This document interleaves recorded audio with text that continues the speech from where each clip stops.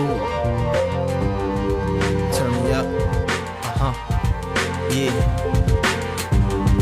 He came back in the same suit that he was buried in, similar to the one his grandfather was married in. Yes, he was still fresh to death, bling, 2 earrings, a chain laying on his chest. He gave me the drugs on consignment, and like I said, within less than a week's time, I was able to give him back his money, and I was able to double mine. Why I'm not a drug dealer? Saying I don't see you outside. When you dress nice. What about your friends? They dress nice, fancy.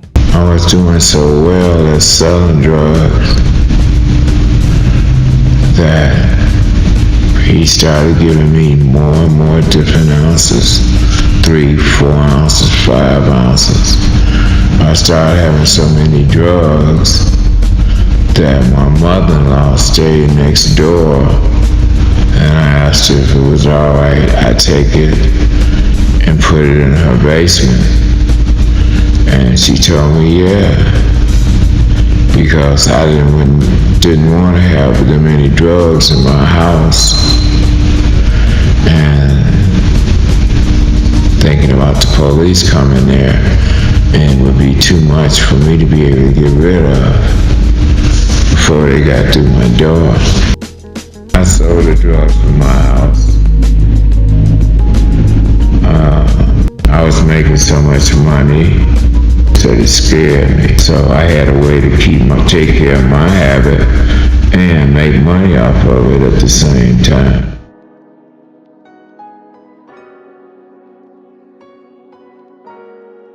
Meet Carl.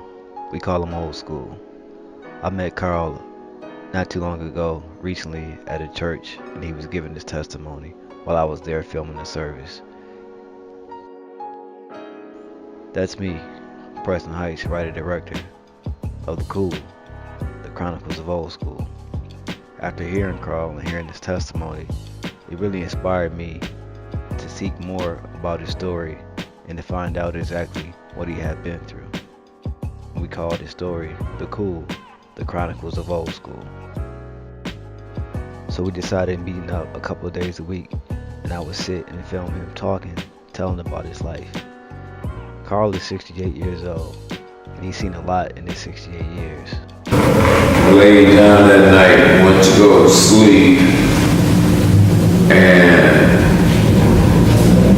I woke up to feeling a cold piece of steel up to the tip of my head. It's not what he's been through, it's what he's been through that can teach you from going down the wrong path that he went down in his life. I've recently created a movement called Choose the Right Path. Bring out what it is that you're passionate about.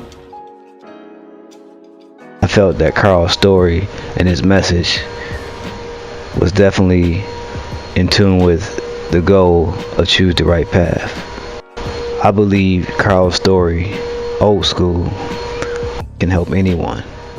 Child, woman, boy, man, girl, anyone willing to listen.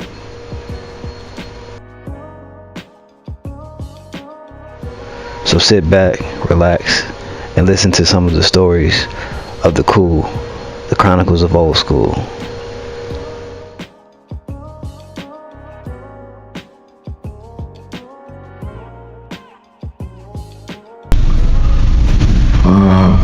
Basically, I'm putting this word out because I feel that it's God's will that I do so because of what He has brought me through.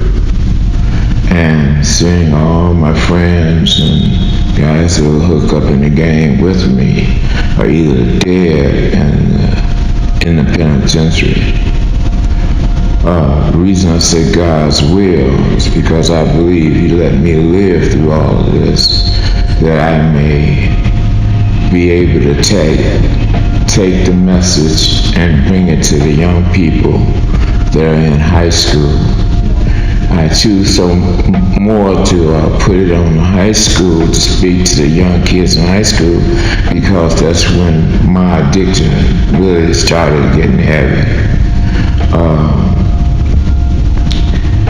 And if these young people continue to go down this road, I know if they do the same thing's going to happen to them.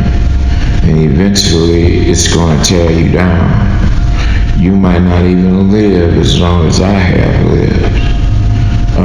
Because when I was coming up, I didn't think I was going to live out of my 20s. I was looking to die young. But that wasn't God's plan for me, because I am still here today. A young man thinking he wasn't going to make it out of his 20s to an older man today that is 68 years old, and I'm still here on this earth. And I believe that I will not be able to leave this world until I deliver our Father's message. Maybe my message will save you and turn you around and put you on the right path. Straight and narrow path. After several conversations and several hours of talking to Ol'scool, I found out a lot about him that was very personal and private. He told me about his drug addiction and how he went from selling drugs to using drugs, and how the implications of doing both had affected his life. But he said he was very lucky because he had never been to jail and he never lost his life, which he saw many of his friends do, in which many of his friends did lose their lives to long, lengthy prison sentences and to the grave. Many times of me old Dan, which is where the heart slows down and almost come to a stop. This has happened to me 10 times. For some reason, the Lord kept lifting me up.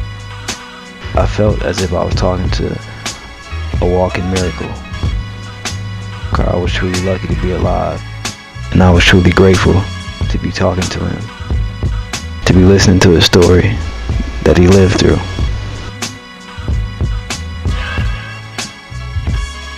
I thought I had found a drug that would solve all my problems, but it was the starting of using them drugs that would put me on problem after problem after problem for over 30 years of my life.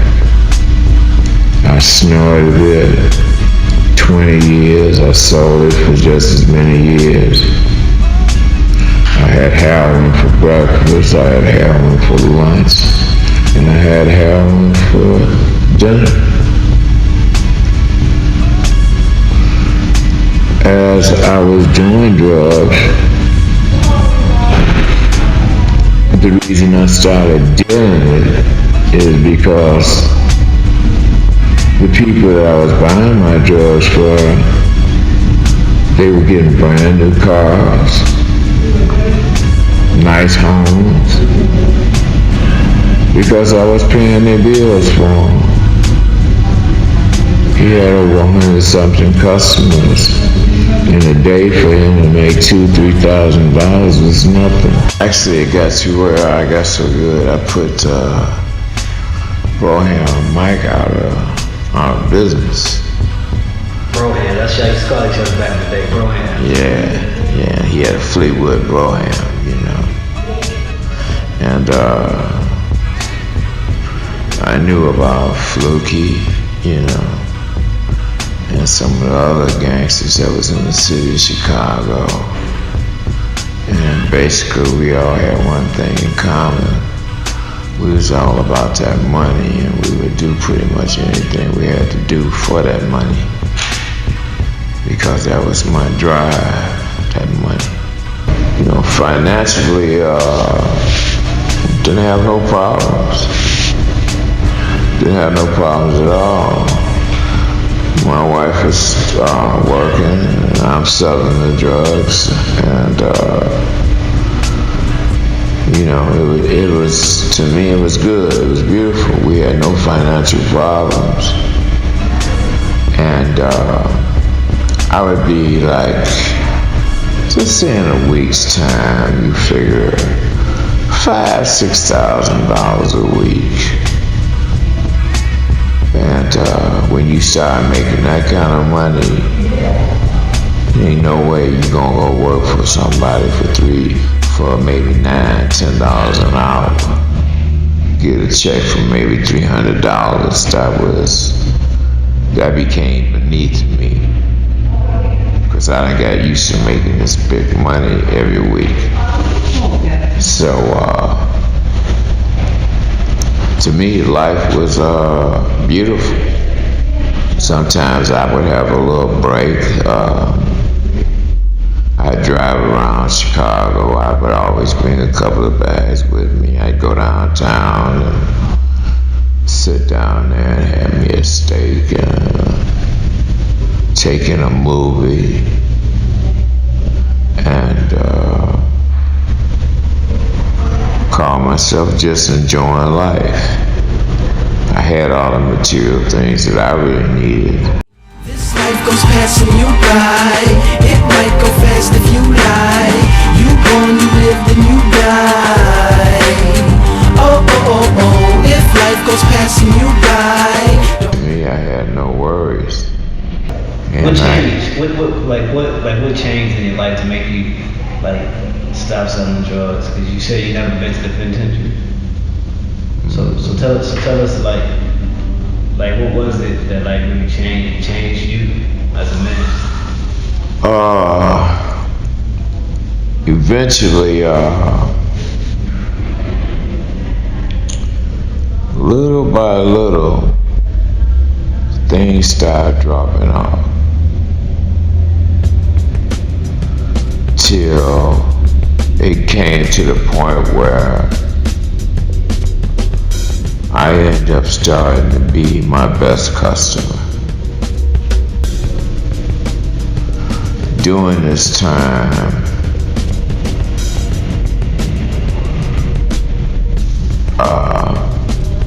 after got to where I wasn't really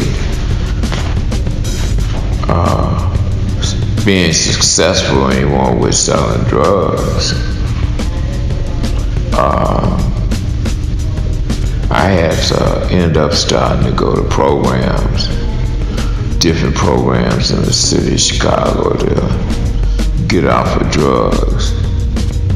And I went to every program in the city of Chicago, and none of them, I would stay sober for a while, but I had to go back to the same neighborhood and be around the same people.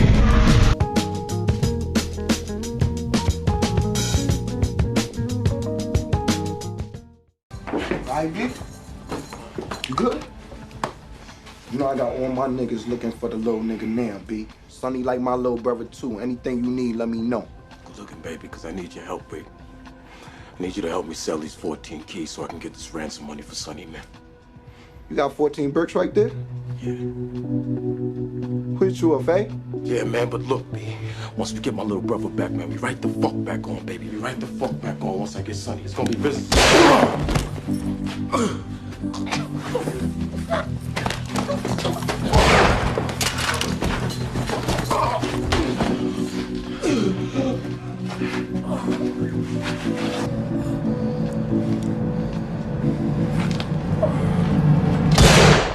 Put it to his head and said, "You're scared, ain't you?" He said, "Hustler for death, no heaven for a gangster." And this life goes passing you by. It might go fast if you lie.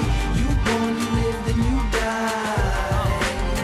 Oh, oh, oh, oh. If life goes passing you by, don't cry. If you're breaking the rules, making your moves, paying your dues, chasing the cool.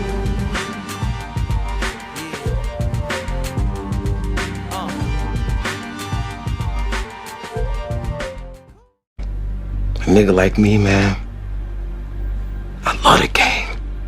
I love the hustle, man. I be feeling like one of them ball-playing niggas, you know? Like Bird or Magic or something. Yeah, you know, a nigga got dough. A nigga could leave the league. But if I leave, the fans still gonna love me, man?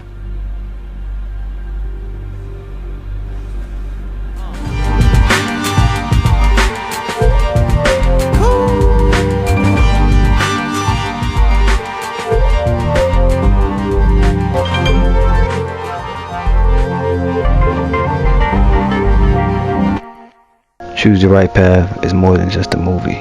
It's a movement. So get on board, grab your bracelet, and start choosing the right path today.